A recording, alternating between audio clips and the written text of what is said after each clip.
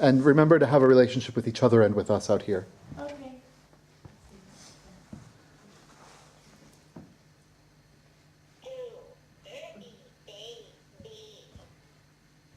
Buddy, can you spare a tie? When my older sister and I were young, our mother used to pick out our school clothes and hang them on our doorknobs before we went to bed. How's that, she'd ask, and we'd marvel at these stain-free, empty versions of ourselves. My father always struck me as the sort of man who, under the right circumstances, might have invented the microwave oven or the transistor radio. You wouldn't seek him out for advice on a personal problem, but he'd be the first one you'd call when the dishwasher broke or someone flushed their hairpiece down your toilet. There's no denying that children were better dressed back then.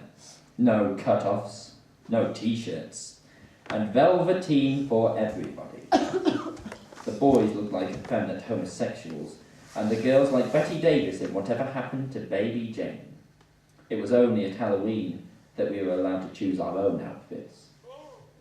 As children, we placed a great deal of faith in his abilities, but learned to steer clear when he was working.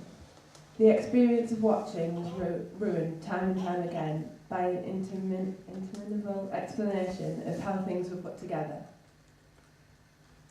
One year I went as a pirate, but from then on I was always a hobo. Hobo. Hobo. Yeah. It's a word you don't often hear anymore. Along with tramp, it's been replaced by homeless person, which isn't the same thing. Unlike someone who was evicted or lost his house in a fire, the hobo roughed it by choice, being at liberty, unencumbered by bills and mortgages, better suited his drinking schedule, and so he found shelter wherever he could. Faced with an exciting question, science tended to provide the dullest possible answer. Ions might charge the air, but they fell flat when it came to charging the imagination. My imagination, anyway. To this day, I prefer to believe that inside every television there lives a community of versatile, thumb-size actors, trained to portray everything from a thoughtful newscaster to the wife of a millionaire stranded on a desert island. Fickle gnomes control the weather, and an air conditioner is powered by a team of squirrels, their cheeks packed with ice cubes. None of this had anything to do with my choice of Halloween costume. I went as a hobo because it was easy. A charcoal beard smudged on the cheeks, pants with holes in them, a hat, an oversized shirt, and a sport coat stained with food and cigarette ash. Take away the hat and it's exactly how I've dressed since 1978.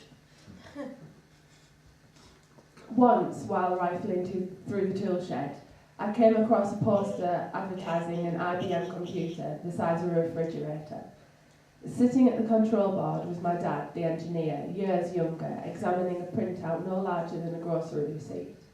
When I asked about it, he explained that he had worked with a team devising a memory chip capable of storing up to 15 pages worth of information. Out came the notepad and pencil, and I was trapped for hours as he answered every question except the one I had asked. Were you allowed to wear makeup and run through a variety of different poses, or did they get the picture on the first take?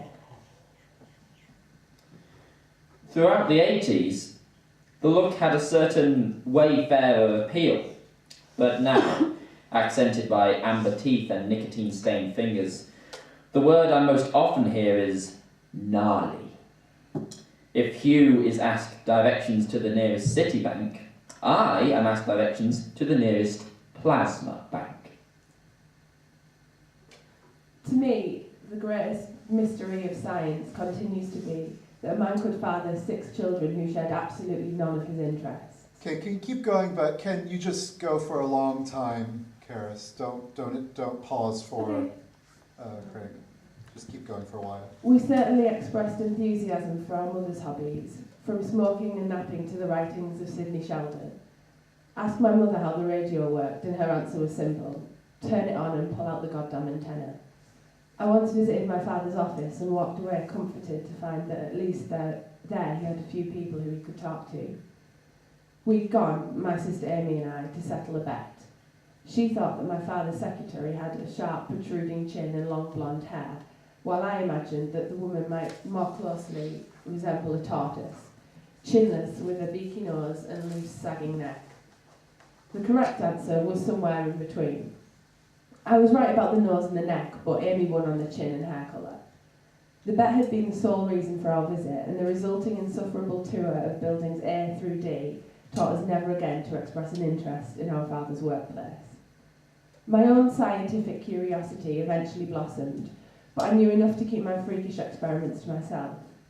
When my father discovered my colony of frozen slugs in the basement freezer, I chose not to explain my complex theories of suspended animation. Why was I filling the hamster's water bottle with vodka? Oh, no reason. If my experiment failed and the drunken hamster passed out, I'd just put her in the deep freeze alongside the slugs. She'd rest on ice for a few months and, once thawed and fully revived, would remember nothing of her previous life as an alcoholic. I also took to repairing my own record player and was astonished by my ingenuity for up to 10 minutes at a time, until the rubber band snapped or the handful of change came unglued from the arm and the damn thing broke all over again. During the first week of September, it was my family's habit to rent a beach house on Ocean Isle, a thin strip of land off the coast of North Carolina. As youngsters, we participated in all the usual seaside activities, which were fun until my father got involved and systematically chipped away at our pleasure. Miniature golf was ruined, with a lengthy dissertation on impact, trajectory and wind velocity, and our sandcastles were critiqued with stifling lectures on the dynamics of the vaulted ceiling. We enjoyed swimming until the mystery of tides was explained in such a way that the ocean seemed nothing more than an enormous saltwater toilet, flushing itself on the sand on a predictable basis. By the time we reached our teens, we were exhausted. No longer interested in the water, we joined our mother on the beach blanket and dedicated ourselves to the higher art of tanning. Under her guidance, we learned which lotions to start off with and what worked best for various weather conditions and times of day. She taught us that the combination of false confidence and Hawaiian tropic could result in a painful and unsightly burn, certain to subtract valuable points when, on the final night of vacation, contestants gathered for the annual Miss Emollient pageant. This was a contest judged by our mother, in which the holder of the darkest tan was awarded a crown, a sash and a sceptre. Technically, the prize could go to either a male or a female, but the sash read Miss Emollient, because it was always assumed that my sister Gretchen would once again sweep the title. For her, tanning had moved from an intense hobby to something more closely resembling a psychological dysfunction. She was what we called a tanorexic, someone who simply could not get enough. Year after year, she arrived at the beach with a base coat that the rest of us could only dream of achieving as our final product. With a mixture of awe and envy, we watched her broiling away on her aluminium blanket. The spaces between her toes were tanned, as were her palms and even the backs of her ears. Her method involved baby oil and a series of poses that tended to draw crowds, the mothers shielding their children's eyes with sand-covered fingers. It is difficult for me to sit still for more than 20 minutes at a stretch, so I used to interrupt my tanning sessions with walks to the pier. On one of those walks, I came across my father, standing not far from a group of fishermen who were untangling knots in a net the size of a circus tent.